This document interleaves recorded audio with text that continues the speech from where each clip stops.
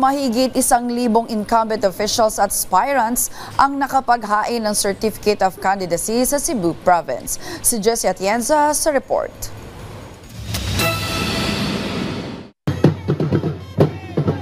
Namayagpag ang kulay berde sa labas ng Talisay City Hall.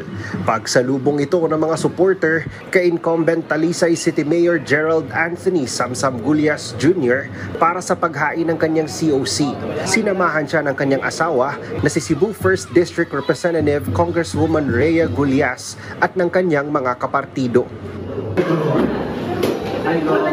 Sa COMELEC Provincial Office, full support ang pamilya at mga kapartido ni Cebu Governor Gwen Garcia. Susubukan ni Garcia na mahalal muli sa Kapitolyo para sa pangatlong termino. Si Garcia ang standard bearer ng One Cebu, ang pinakamalaking political party sa lalawigan. Suportado rin ng One Cebu ang administrasyon ni Pangulong Ferdinand R. Marcos Jr.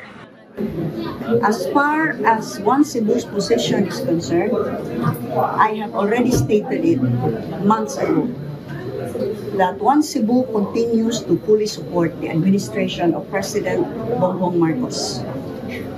We stood right way back in April, chose from among the candidates running for president in 2022.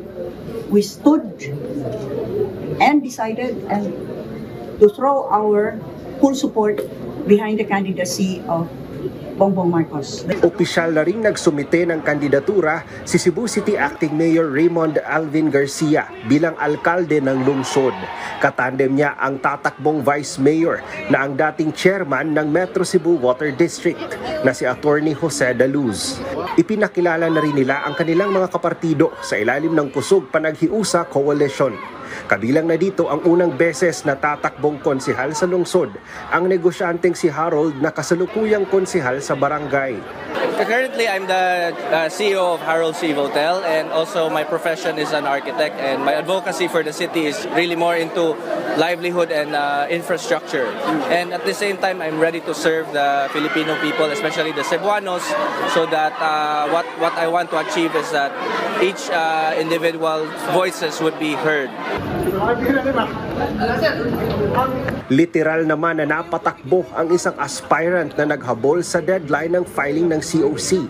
Biglaan ang kanyang pagpasya sa kanyang paghain ng COC para sa pagkakonsehal ng Cebu City North District. Actually, naaghat gid ko kay sa tanan nga akong nakit-an ba nga unsa ilang mga plataporma wa gid ko nakit-an nga naghatag unta sila og opportunity sa katong mga nasa ubos ba. Alright, gitawag nato nga equal opportunity sa mga tao nga unta matagaan og trabaho.